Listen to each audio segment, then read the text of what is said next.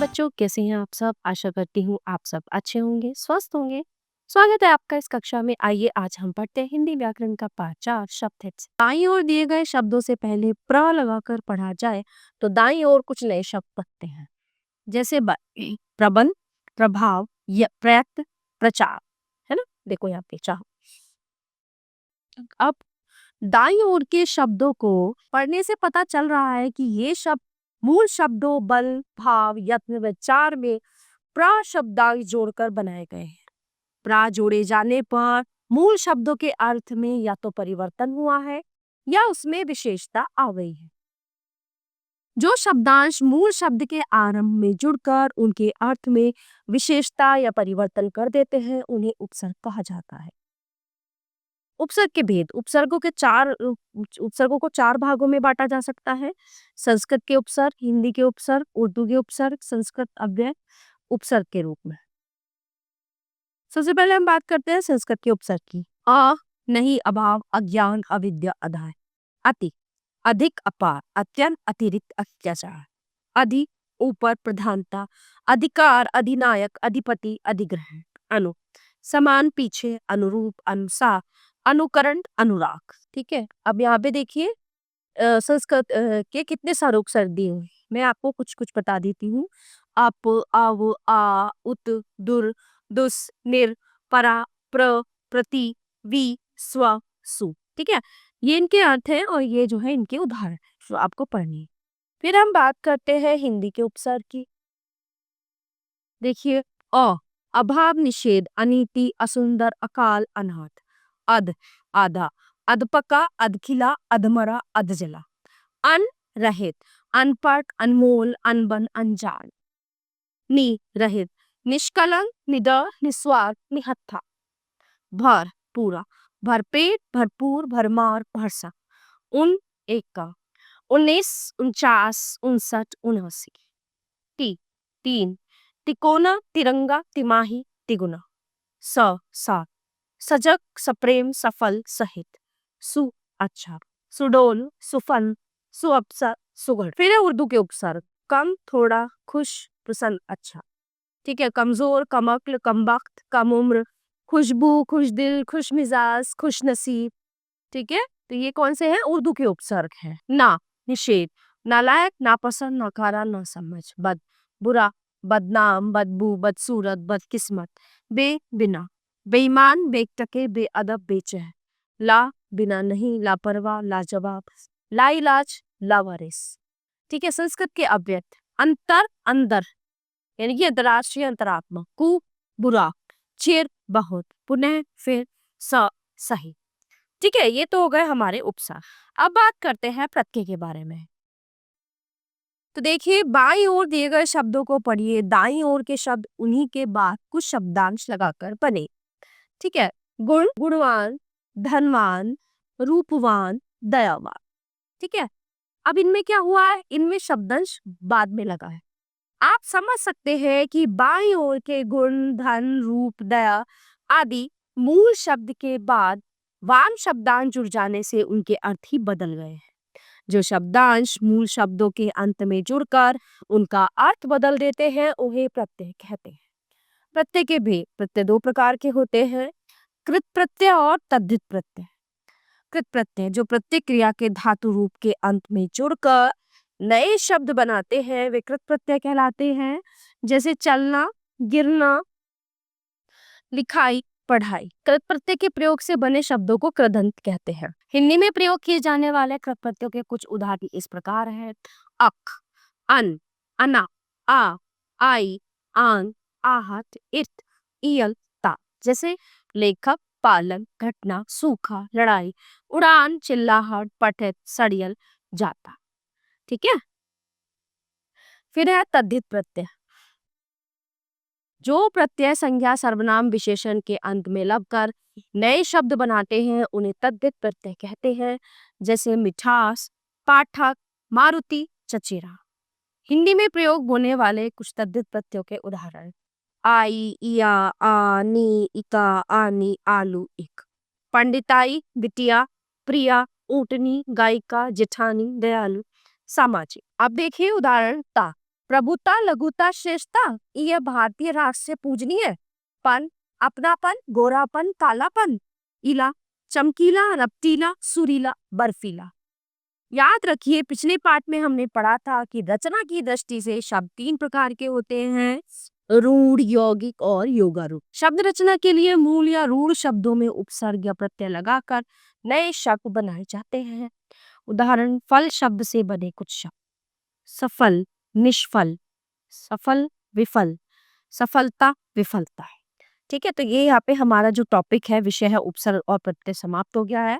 अब हमारा शुरू होता है संधि, जिसको हम कहते हैं जोड़। चित्रों के नीचे दिए गए शब्दों को पढ़िए। सूर्य उदय, सूर्योदय।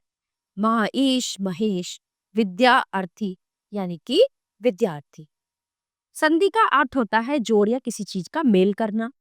चित्रों के नीचे लिखे सभी शब्दों में पहले शब्द के अंतिम वर्ण का दूसरे शब्द के पहले वर्ण से मेल हुआ है ना। यानी कि कहने का मतलब ये है पहले शब्द का अंतिम वर्ण, है ना। जैसे महाईश, तो महा, महा ईश। ठीक है, अब महा का आ और इसका ए, तो क्या हो गया, महेश, आ ई ए। ठीक है, महेश। आखिरी का वर्ण और ये शुरू का वर्ण, ये दोनों जुड़ते हैं तब एक नई मात्रा बनती है। ठीक है, अब जो है इस मेल के कारण विकार यानी परिवर्तन हुआ है, तो दो वर्णों की ध्वनियों के परस्पर मेल से जो विकार, जो चेंजेस होते हैं, जो बदलाव होता है, उसे संधि कहते हैं। ठीक है, संधि विच्छेद कैसे करते हैं? संधि के अनुसार मिले हुए वर्णों को फिर से अलग अलग कर देना संधि विच्छेद कहलाता है। जैसे सूर्योदय का संधि विच्छेद होगा सूर्य उदय, है ना। संधि के भेद, संधि के 3 भेद होते हैं, स्वर संधि, व्यंजन संधि, विसर्ग संधि। तो सबसे पहले बात करते हैं स्वर संधि की। जब मिलने वाले दो शब्दों में से पहले शब्द के अंत में स्वर होता है और दूसरे शब्द के आरंभ में भी स्वर होता है, तो वहां स्वर संधि होती है। जैसे हिम जमा आले, हिमालयन, नर जमा इंद्र, नरेंद्र। स्वर संधि के भेद, स्वर संधि के 5 भेद होते हैं, दीर्घ संधि, गुण संधि, वृद्धि संधि, यण संधि, आयादि संधि।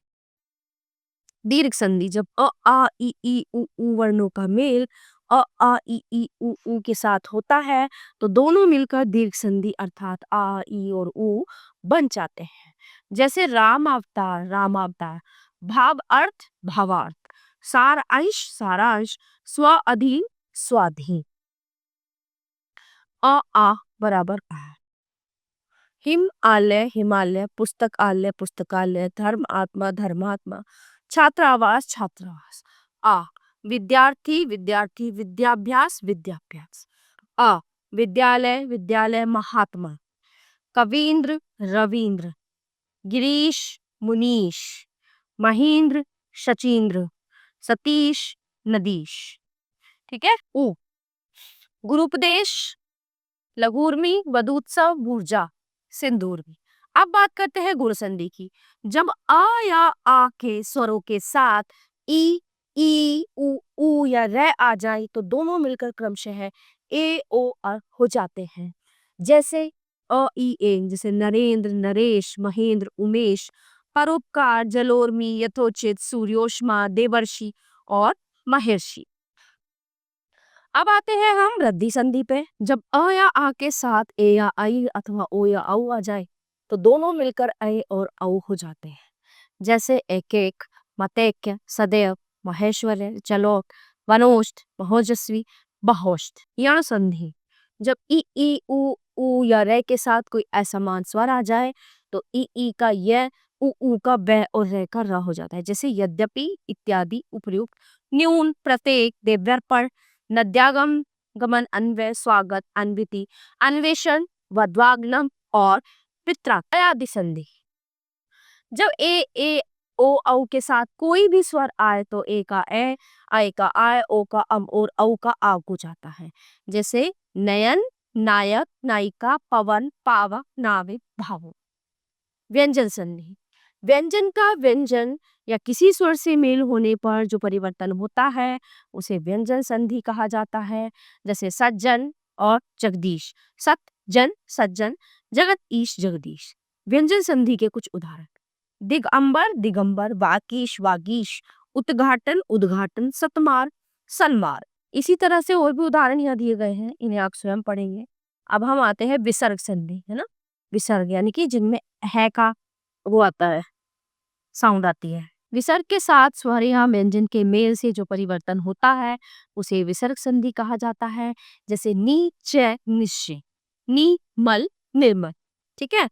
विसर्ग संधि के कुछ उदाहरण अब देखिए यहाँ पे। निष्कर्ष, देखिए निकर्ष निष्कर्ष। ठीक है, कुछ समझा देती हूँ मैं। नी संदेह निसंदेह, नितेज निस्तेज, निपाप निष्पाप, नितार निस्तार, निजल निर्जल, दुकर्म दुष्कर्म, दुर्लभ दुर्लभ, नमते नमस्ते, दुबल दुर्बलभ, दुशासन, अंतःकरण, अंतःध्यान, धनुष्टका। ठीक है, यह आप स्वयं पढ़ेंगे। अब आता है हमारा जो विषय है अगला, समास। समास का अर्थ है संक्षिप्त, छोटा करना, यानी कि कोई बड़ा सा वाक्य है उसको छोटा करके बोलना, उसको पूरा ना बोल के संक्षिप्त करके यानी छोटा करके बोलना। समास में एक से अधिक शब्दों को मिलाकर एक कर दिया जाता है। जैसे घोड़े पर सवार घुड़सवार, राजा का पुत्र राजपुत्र, माता और पिता माता पिता। आप समझ सकते हैं कि घुड़सवार, राजपुत्र एवं माता पिता ऊपर लिखे शब्दों का ही संक्षिप्त रूप है। दो या दो से अधिक संबंधित शब्दों को मिलाकर एक संक्षिप्त शब्द बनाना ही समास कहलाता है।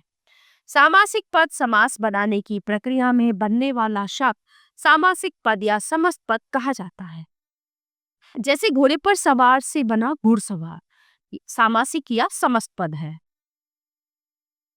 समास विग्रह, सामासिक पद को तोड़ना समास विग्रह कहलाता है। जैसे घुड़सवार का समास विग्रह है घोड़े पर सवार। संधि और समास में अंतर। कई बार विद्यार्थी संधि और समास में अंतर नहीं कर पाते, अतः ये बातें ध्यान रखनी चाहिए। संधि में वर्णों का मेल होता है और उसके कारण वर्णों में ही परिवर्तन होता रहता है।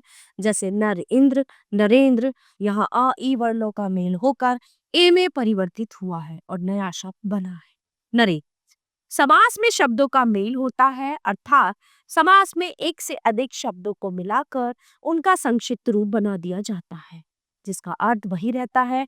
जैसे देश के लिए भक्ति, देशभक्ति। समास के भेद, समास के कुल 6 भेद होते हैं। तत्पुरुष समास, कर्मधारय समास, द्विगु समास, द्वंद्व समास, अव्ययभाव समास, बहुब्रीहि समास। सबसे पहले हम बात करते हैं तत्पुरुष समास की, जिस समास में दूसरा पद प्रधान हो और दोनों पदों के बीच आय का के लिए से परसर्गों का लोप हो जाए, उसे तत्पुरुष समास कहते हैं।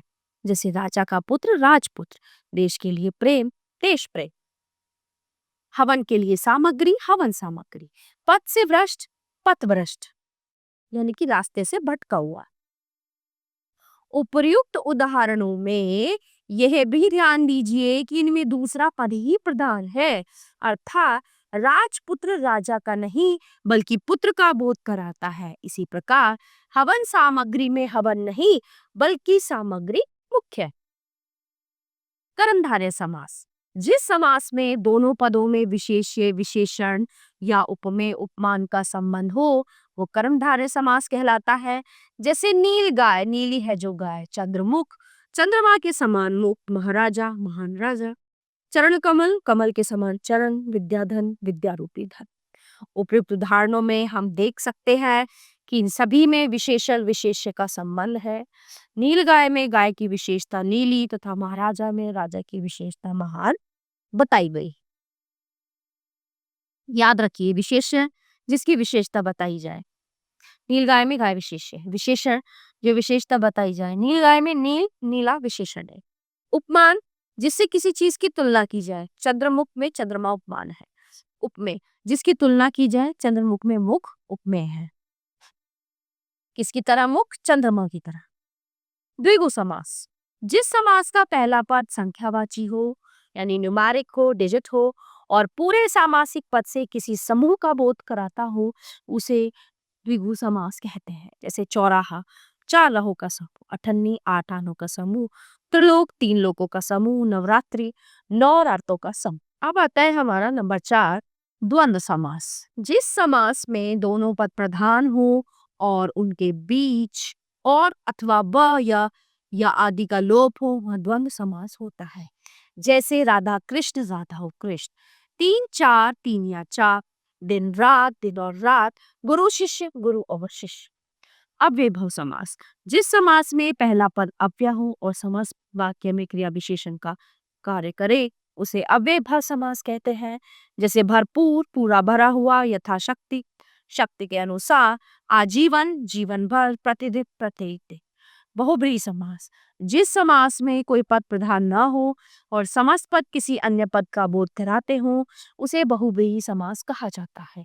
जैसे नीलकंठ, नीला है कंठ जिसका शिव, पीताम्बर, पीला है अंबर वस्त्र जिसका कृष्ण, दशानन, 10 है आनंद मुख जिसके रावण, चंद्रशेखर, चंद्र है शिखर मस्तक पर जिसके शेप। याद रखिए, है और यदि दोनों पद द्विगु तथा बहुब्रीहि समास में अंतर क्या होता है? समस्त पद में यदि पहला पद संख्यावाची हो तो द्विगु समास होता है, और यदि दोनों पदों के मेल से कोई अन्य ही अर्थ निकल रहा हो तो बहुब्रीहि समास होता है। जैसे चतुर्भुज, 4 भुजाएं, पहला पद संख्यावाची अतः द्विगु समास है। चतुर्भुज 4 भुजाएं हैं जिसकी अर्थात विष्णु। दोनों पद समान किंतु अर्थ कुछ और ही निकल रहा है, अतः यहाँ पे बहुब्रीहि समास है। बहुब्रीहि तथा कर्मधारय समास में अंतर। बहुब्रीहि समास में समस्त पद किसी संख्या का विशेषण होता है, जबकि कर्मधारय समास में एक पद विशेषण या उपमान होता है और दूसरा पद विशेष्य या उपमेय होता है। उदाहरण नीलकंठ, नीलाकंठ, नीलकंठ नीला है कंठ जिसका, ये कर्मधारय है, ये बहुब्रीहि है। तो आइए देखते हैं इस पाठ में हमने क्या जाना। शब्दों का निर्माण 4 प्रकार से होता है: उपसर्ग लगाकर, प्रत्यय लगाकर, संधि द्वारा, समास। जो शब्दांश मूल शब्दों के आरंभ में जुड़कर उसके अर्थ में विशेषता या परिवर्तन ला देते हैं, उन्हें उपसर्ग कहते हैं। हिंदी में 4 प्रकार के उपसर्ग होते हैं: संस्कृत के, हिंदी के, उर्दू के और संस्कृत के उर्दू। जो शब्दांश मूल शब्दों के अंत में जुड़कर उनके अर्थ में विशेषता या परिवर्तन ला देते हैं, उन्हें प्रत्यय कहते हैं। प्रत्यय 2 प्रकार के होते हैं: कृत प्रत्यय और तद्धित प्रत्यय। 2 वर्णों की ध्वनियों के मेल से जो विकार उत्पन्न होता है उसे संधि कहते हैं। संधि के अनुसार मिले वर्णों को अलग अलग करना संधि विच्छेद कहलाता है। संधि के 3 भेद होते हैं: स्वर संधि, व्यंजन संधि, विसर्ग संधि। 2 या 2 से अधिक संबंधित शब्दों को मिलाकर एक संक्षिप्त शब्द बनाने को समास कहते हैं। समास की प्रक्रिया से बने शब्द को समष्टि पद या सामासिक पद कहते हैं। सामासिक पदों को तोड़ना समास विग्रह कहलाता है। समास के 6 भेद होते हैं: तत्पुरुष समास, कर्मधारय समास, द्विगु समास, द्वंद्व समास, अव्ययभाव समास और बहुव्रीहि। तो प्यारे बच्चों, ये पाठ यहीं पे समाप्त होता है। आशा करती हूँ आपको अच्छे से समझ आया होगा। मिलते हैं अगली कक्षा में। धन्यवाद।